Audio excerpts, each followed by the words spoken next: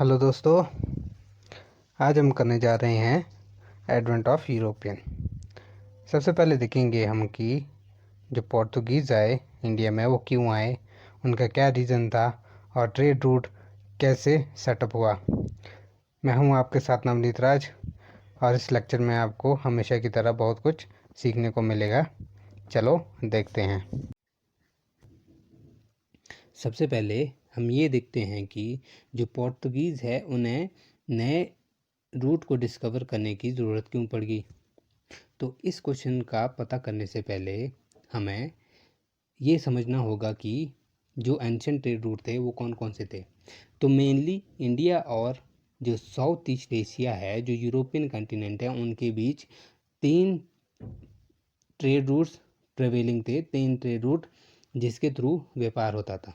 पहला रूट था by sea of Persian Gulf, और सेकेंड रूट था बाय रेड सी, और तीसरा था जो आपका पासेज के थ्रू होता था, जो कहाँ था, north west frontier of India. अब इन पोजीशन को पता हम कैसे कर सकते हैं, अच्छे से हम समझेंगे इसने मैप के थ्रू। अब देखते हैं कि जो आपके ट्रेड रूट थे, जो रेड कलर लाइंस है, ये आपकी ट्रेड रूट को बता रही है। अब इंडिया टू, अगर आप यूरोप देखते हैं, इंडिया टू यूरोप, पहले 1, 2 और 3 रूट्स हैं। जो पहला रूट है ये किधर कहाँ होके जा रहा है, ये है आपकी straight of Persia, straight of, ये रेड सी स्ट्रेट है, और कहाँ होके जा रही है, इजिप्ट की लैंड, जिसे क्या बोलते हैं, अलेक्जेंड्रिया भी बोलते थे पुराने ज़माने में, और उधर होके कहाँ पहुँचती थी ये, बाय सी रूट वेनिस और जिनोया पहुँचती थी।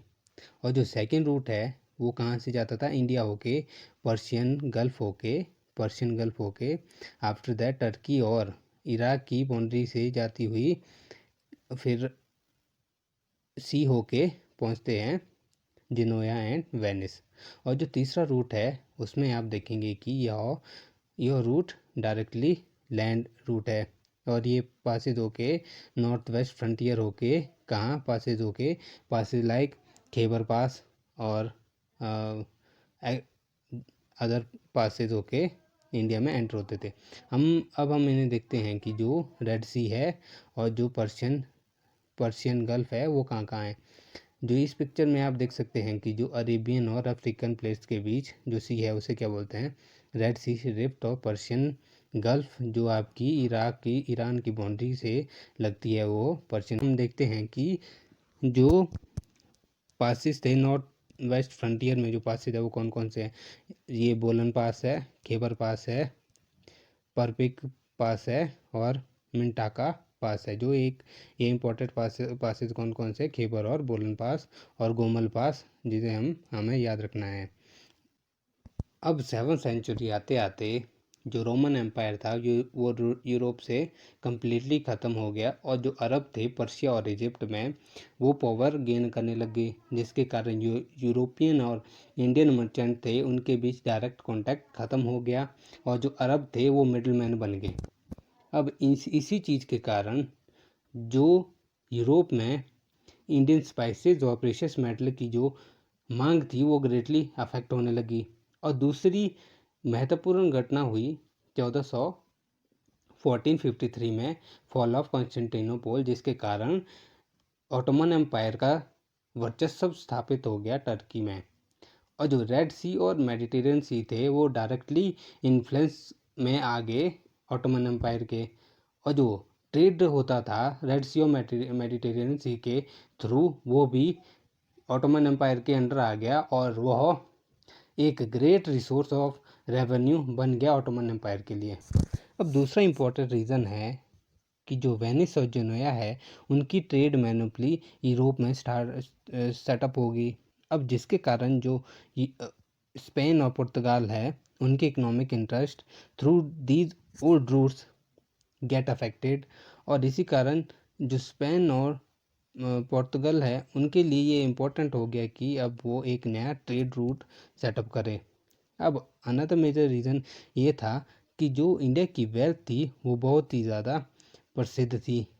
अब उस समय इंडिया एक बहुत अमीर देशों में गिना जाता था। वैसे भी इंडिया को सोने की चिड़िया बोला जाता था और सारे ही फॉरेनर इंडिया की ओर अट्रैक्ट होते थे। अब ये भी मेन रीज़न था कि पैसा क्यों इकट्ठा करने के लिए यूरोपियंस इंडिया को तलाशना चाहते थे। अब एक और रीज़न ये हो सकता है कि जब 15th सेंचुरी आते आते यूरोप में टेक्नोलॉजिकल एडवांसमेंट बहुत ज़्यादा होगी, specially in the field of art of ship building management and navigating technologies. अब जिसके कारण जितने भी यूरोपियन थे नई नई वोयेजेस समुद्री यात्राओं पर जाने लगे। अब जैसे ही इकोनॉमिकल डेवलपमेंट वहाँ होने लगी, टेक्नोलॉजिकल एडवांसमेंट के साथ इकोनॉमिकल डेवलपमेंट होने लगी, तो वहाँ के लोगों की जो प्रॉस्पेरिटी भी थी वो भी बढ़ने लगी और इसीलिए जो डिमांड ऑफ लग्जरी गुड थी वो भी इंक्रीज होने लगी। और ये डिमांड कौन पूरी कर सकता था? इंडिया पूरी कर सकता था। अब ये मेन रीज़न थे कि जो एक नया ट्रेड रूट था उसकी ज़रूरत क्यों पड़ी। अब हम ये देखेंगे कि जो वेनिस और जो नोया है वो वर्ल्ड मैप में लाई कहाँ करता है। अब जैसे मैं जूम इन करता हूँ, जिनोया और वेनिस आप यहाँ देख सकते हैं और ये लिस्बन है जो पोर्तुगल की कैपिटल है और जिनोया एंड वेनिस वे these are situated in Italy. Okay, अब हम ये देखेंगे कि जो ये नेट ट्रेड रूट था इसकी तलाश कैसे हुई। अब जो हम पोर्तुगल का प्रिंस हेनरी था, जिसे हम नेविगेटर के नाम से भी जानते थे, वो बहुत ही ज़्यादा सपोर्ट करते थे कि जो नया रूट है जिसके कारण पोर्तुगल को डायरेक्ट एक्सेस मिले किसके साथ? इंडिया के साथ, और जो अरब की जो मोनोपोली है उसे भी ख़त्म करे, उसके लिए इनका पूरा सपोर्ट था, मतलब बिग ब्रदर थे। अब in 1494 a major event took place in history of Europe कि जो क्रिस्टोफर कोलंबस ने अमेरिका की खोज की। अब इसी कारण जो पोर्तुगीज़ जितने भी रूलर थे उनके ऊपर प्रेशर आ गया कि आप स्पेन के साथ ट्रीटी साइन करो, और इसी कारण ट्रीटी ऑफ टॉर्डेसिलस साइन की गई। कब हुई? 1494 में। अब इस ट्रीटी के अकॉर्डिंग जितना भी नॉन क्रिश्चियन वर्ल्ड है उन्होंने स्पेन और पुर्तगाल ने इसे आपस में बांट दिया और इमेजनरी लाइन को रखा गया केप वर्दे आइलैंड को, जो कि कहाँ है? अटलांटिक ओशन में 1300 माइल वेस्ट में है। अब इस ट्रीटी के अकॉर्डिंग जितना भी ईस्ट पार्ट है वर्ल्ड का वो पुर्तगाल क्लेम कर सकता है, उस पर कुछ भी एक्सपेडिशन कर सकता है, और वेस्ट में स्पेन कर सकता है कुछ भी।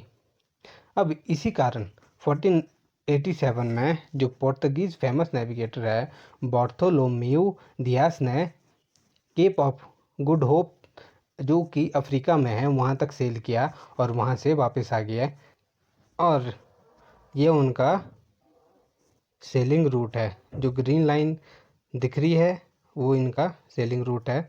1486 में कहाँ पहुँचे? केप ऑफ गुड होप में। ये कहाँ है? टिप पर दिख रहा है, Cape of Good Hope, East Africa में। अब हम देखते हैं वास्को ड गामा के बारे में, जिसने 1498 में एक नया सी रूट डिस्कवर किया जो यूरोप को जोड़ता था डायरेक्ट इंडिया के साथ। जब वो कालीकट पहुंचा तो वहां का लोकल रूलर जैमोरिन था और उसने यूरोपियंस का तहे दिल से स्वागत किया। बट जो मर्चेंट थे अरब के उन्हें यह पसंद नहीं आया और उन्होंने प्रोटेस्ट स्टार्ट कर दिया पुर्तगाली के अगेंस्ट। अब यह वास्को ड गामा कालीकट में 3 मंथ तक रहा और जब वो वापस गया तो उसने 60 टाइम मुनाफा कमाया। अब उसके मिशन की क्या इम्पोर्टेंस थी? एक तो कि जो मसाले का व्यापार था उसमें पुर्तगाल को डायरेक्ट एक्सेस मिल गया, और दूसरा कि जो मुस्लिम मिडलमैन थे उनका सफाया हो गया, वो ख़त्म हो गए। मतलब जो मुस्लिम मिडलमैन थे वो यूरोप से बहुत ही ज़्यादा चार्ज करते थे ट्रेड करने के बदले में। बट जब उन्होंने यूरोपियन ने डायरेक्ट एक्सेस पा लिया इंडिया के साथ तो उन्हें यह व्यापार बहुत ही ज़्यादा सस्ते में होने लग गया, और जो मुस्लिम की अरब की जो मोनोपोली थी वो व्यापार में ट्रेड में ख़त्म होगी। अब हम देखते हैं पेड्रो अल्वारेज कैब्राल के बारे में, और यह पिक्चर जो दिख रही है वो पेड्रो की है। यह भारत आया 1500 ईस्वी में।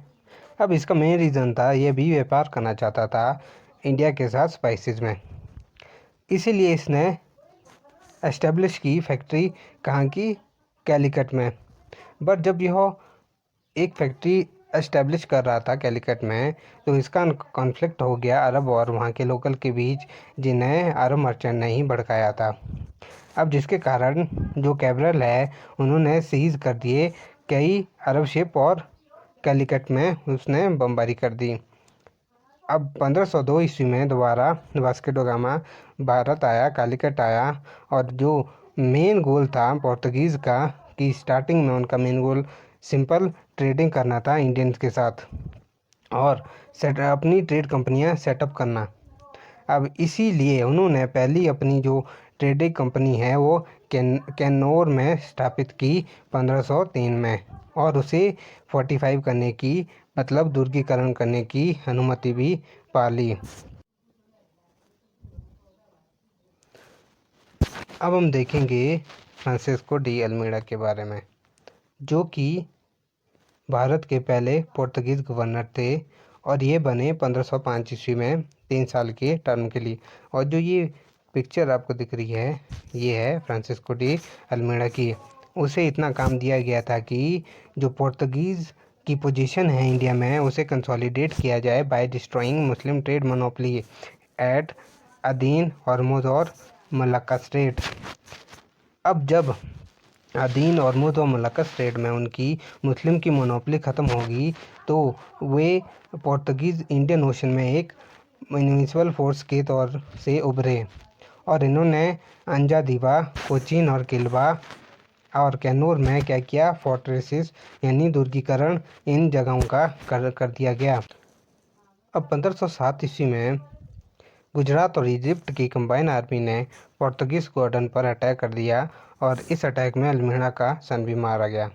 अब 1508 में अल्मीड़ा ने खुद ही इन दोनों आर्मी को, नेवीज़ को क्रश कर दिया और इंडिया में एज आ इनविंसिबल फोर्स के तौर में उभरे। अब जब उन्होंने अपना कंट्रोल मोनोपोली स्थापित कर दी इंडियन ओशन में, तो उन्होंने अपनी एक पॉलिसी चलाई, और उस पॉलिसी का नाम था ब्लू वाटर पॉलिसी या कार्टरेज सिस्टम। अब blue water policy Francisco de Almeida के समय में ही चली थी। अगर आप पूछते हैं कि अदेन कहाँ है और हॉर्मुज कहाँ है, ये देखो, ये दो स्ट्रेटेजिक पोजीशन है, एक तो रेड सी के लिए है और दूसरी पर्शियन गल्फ के लिए है, पर्शियन स्ट्रेट के लिए हैं। और इन दो जगहों को जिसने जीत लिया वो इंडियन ओशन का मालिक हो जाएगा, और अल्मीड़ा ने इन दोनों की स्ट्रेटेजिक पोजीशन को अपने अंडर किया। और स्ट्रेट ऑफ मलक्का, जिसे मलेशिया के थ्रू होकर सिंगापुर के लिए जो रास्ता है उसे स्ट्रेट ऑफ मलक्का कहते हैं, और इसको भी अल्मीड़ा ने अपने कंट्रोल में किया। मतलब इंडियन ओशन पर किसकी मोनोपोली स्थापित होगी, अल्मीड़ा की। इसके बाद जो इंडिया का गवर्नर बना, पोर्तुगीज़ गवर्नर बना 1509 ईस्वी में, उसका नाम अल्फांसो डी अल्बुकुर्क था, और ये पिक्चर अल्फांसो डी अल्बुकुर्क की है। अब उसे इंडिया का real founder of Portuguese power in India कहा जाता है। क्योंकि उसने स्ट्रेटेजिक पोजीशन पर अपना स्ट्रॉन्ग होल्ड स्थापित किया, सेटअप किया, और जो स्ट्रेटेजिक पोजीशन थी वो थी रेड सी में, हॉर्मुज, मलक्का और मालाबार में। 1509 ईस्वी में उसने कंबाइन फ्लीट को हराया, किस को, गुजरात, इजिप्ट और जैमरीन की सेनाओं को। और 1510 ईस्वी में सुल्तान ऑफ बीजापुर को उसने हराया और गोवा को एक्वायर कर लिया। इसके बाद जो पोर्तुगीज़ नेवल फोर्स थी वो एमर्ज हुई एक इनविंसिबल फोर्स में south west of Indian ocean में। इसके बाद उन्होंने ये परमिट सिस्टम इंडियन ओशन में सभी जहाज़ों के लिए लागू कर दिया, और वह सबसे पहला गवर्नर था जिसने अबॉलिश किया सस्ती सिस्टम को गोवा में। अब ये थी अल्फांसो दी अल्बुकर्क के बारे में कुछ फैक्ट्स। अब इसके बाद जो गवर्नर आया वो था नीनो डी कुना, और ये पिक्चर नीनो डी कुना की है। ये कब बना, अपॉइंट किया गया गवर्नर नवंबर 1529 ईस्वी में। 1530 ईस्वी में इसने शिफ्ट किया अपना भी जितना गवर्नमेंट ऑफिस थे कोची से गोवा को शिफ्ट कर दिया। इसके शासनकाल में जो गुजरात का जो राजा था उसका नाम था बहादुर शाह, उसका झगड़ा हो गया हुमायूं के साथ, और उसने मदद मांगी, किसने, बहादुर शाह ने मदद मांगी पोर्तुगीज से, और इस मदद के बदले में उसे आइलैंड ऑफ बासीन मिला 1534 में, और 1535 में उसे दीव पुर्तगीज को दीव मिल गया। और उसने नीनो डी कुना ने अपनी जो इन्फ्लुएंस है वो बंगाल में भी स्थापित करना स्टार्ट कर दिया गया, और इसके लिए उसने अपने जितने भी अपने पुर्तगाली पुर्तगीज नेशनल थे उन्हें हुगली में सेटअप कर दिया, और मद्रास में भी सेटअप किया, जैनोथोमा जगह है वहाँ पर सेटअप कर दिया। अब उसके शासनकाल की एक इम्पॉर्टेंट थिंग्स ये थी कि जो क्रिश्चियन फेमस सेंट है फ्रांसिस्को जेवियर, वो गोवा में आए थे। अब जो ये पिक्चर आपको दिख रही है, यह नीनो डी कुना के समय की गोवा की जो उस समय की जो सिचुएशन थी उसे दर्शाती है कि जितना भी लाल कलर का हिस्सा है ये उनके अंडर आ गया था।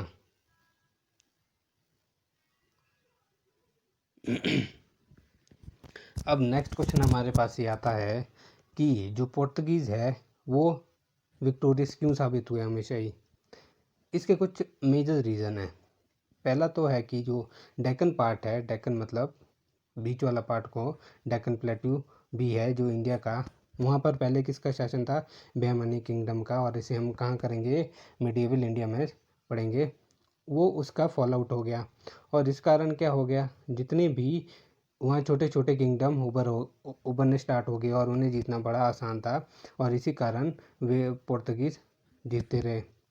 अब उनकी जो सुपीरियर नेवल फोर्सेस थी जो उस टाइम की सबसे मॉडर्न थी, और जो उनकी वेपनरी सिस्टम सबसे मॉडर्न थी, इसी कारण जो इंडियन थे वो इजीली आने स्टार्ट हो गए, और साथ ही वहाँ पर यूरोप में टेक्नोलॉजिकल एडवांसमेंट भी होगी, और जो अरब थे वो सिंपली उन्हें मिसमैच कर टेक्नोलॉजी के मामले में मिसमैच कर गए, और इसी कारण उनकी ट्रेड मोनोपोली सेटअप होगी पोर्तुगीज़ में।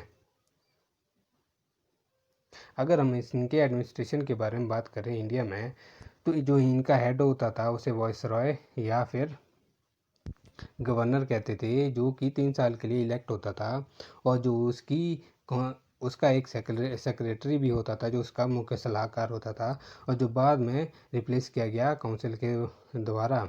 और जो वेदोर द फजेंदा था, एक पोस्ट थी, उसे हेड ऑफ रेवेन्यू और कार्गो फ्लीट का हेड बनाया गया था।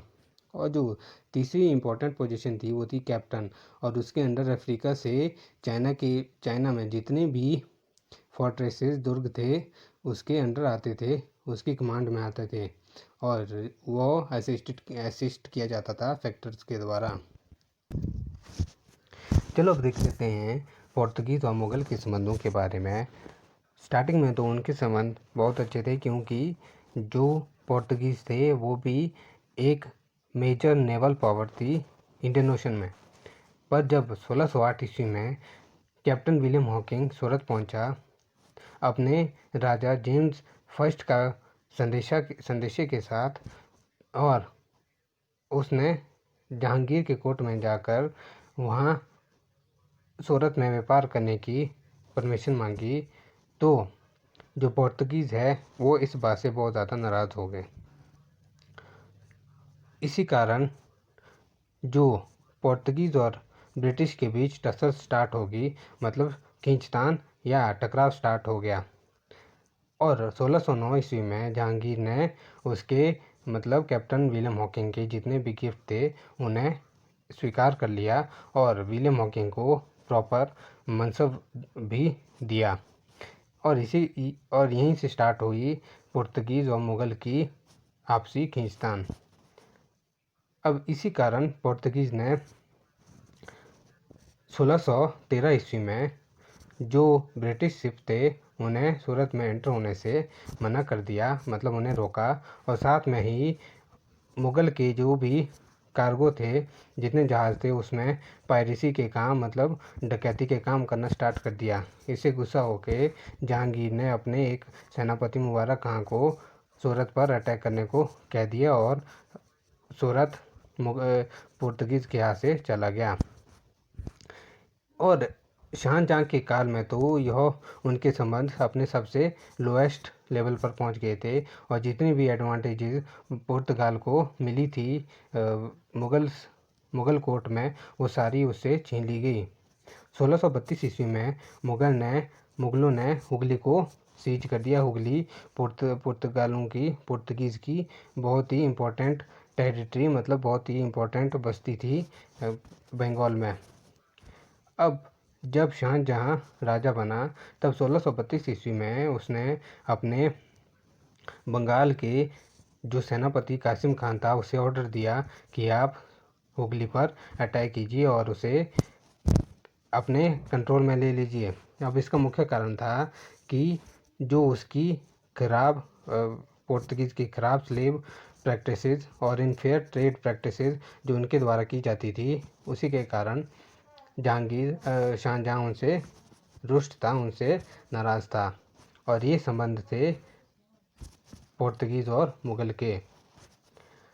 अब अगर देखा जाए कि जो पुर्तगीज़ इंडिया में आए तो उनका क्या सिग्निफिकेंस था, तो जब वो इंडिया में आए तो उन्होंने पहला तो मिलिट्री इनोवेशन की इंडिया में, लाइक बॉडी आर्मर यूज़ उन्होंने सबसे पहले किया और जो शिप थे, मतलब जितने भी एडवांस शिप थे उन्होंने ही इंट्रोड्यूस कराया इंडिया में। अब दूसरा था कि वो शिप बिल्डिंग और सी नेविगेशन टेक्नोलॉजी में सबसे अव्वल थे और उन्होंने ही इंट्रोड्यूस कराए इंडिया में इन टेक्नोलॉजीज़ को। और उन्होंने स्टार्ट किया कल्टीवेशन ऑफ टबैको। और चौथा कि उन्होंने प्रिंटिंग प्रेस को इंडिया में स्टार्ट करना इंट्रोड्यूस कराया। कहाँ कराया? गोवा में 1556 ईस्वी में। अब हम नेक्स्ट देखते हैं कि जो पुर्तगीज़ का डिक्लाइन इंडिया में क्यों हुआ, उसके क्या फैक्टर थे, उसके क्या रीज़न थे। इसमें हम कुछ रीज़न के बारे में डिस्कस करेंगे। अब सबसे पहले तो ये था कि 15 और 16 सेंचुरी के बीच में इंडियन ओशन के रीजन में जो पुर्तगीज़ थे वो इनविंसिबल पावर थे, उन्हें कोई चैलेंज करने वाला नहीं था। बट जैसे टाइम बीतता गया, नई डायनेस्टी राइज होती गई इजिप्ट में भी, पर्शिया में भी और नॉर्थ इंडिया और साथ ही साथ साउथ इंडिया में मराठा प्रबल होते गए और जिसके कारण उन्हें पुर्तगीज़ को बहुत ज़्यादा चैलेंज फेस करना पड़ा। अब एग्जांपल देख लो आप, तो 1739 ईस्वी में सालसेट और बासिन द्वीप मराठाओं ने पुर्तगीज़ से जीत लिया और वहाँ से उनकी जो प्रेस्टीज थी वो ख़त्म होना स्टार्ट होगी। और दूसरा मेन रीज़न था उनकी रिलीजियस पॉलिसीज, उनका फोर्सफुली क्रिश्चियनिटी में कन्वर्जन करना और एंटागनिज्म अगेंस्ट मुस्लिम और हिंदू के खिलाफ जो उनका एंटागनिज्म था, उसके कारण यहाँ के लोकल पीपल रिसेंटफुल हो गए, मतलब उनसे घृणा करने लगे और ये उनका मेन रीज़न था डाउनफॉल का। तीसरा रीज़न था उनका डिसऑनेस्ट ट्रेड प्रैक्टिसेस, उनकी जो ट्रेड पॉलिसीज थी वो ठीक नहीं थी और जो उनके एक्ट ऑफ पायरेसी थे वो भी यहाँ के जो लोकल शासक थे उन्हें बहुत ही खटकने लगे। और जो लास्ट रीज़न था कि डिस्कवरी ऑफ ब्राज़ील के बाद जो उनका जितना भी फोकस था वो ब्राज़ील पर चला गया और इंडिया पर उन्हें ग्रिप लूज कर दिए। इसी के साथ इस टॉपिक का एंड आज यहीं होता है और कल से हम और इंटरेस्टिंग टॉपिक करेंगे। So stay tuned, stay healthy and stay fit. अगर आपको ये वीडियो पसंद आई हो तो प्लीज़ शेयर करें, सब्सक्राइब करें और लाइक करें हमारे चैनल को। Thank you very much.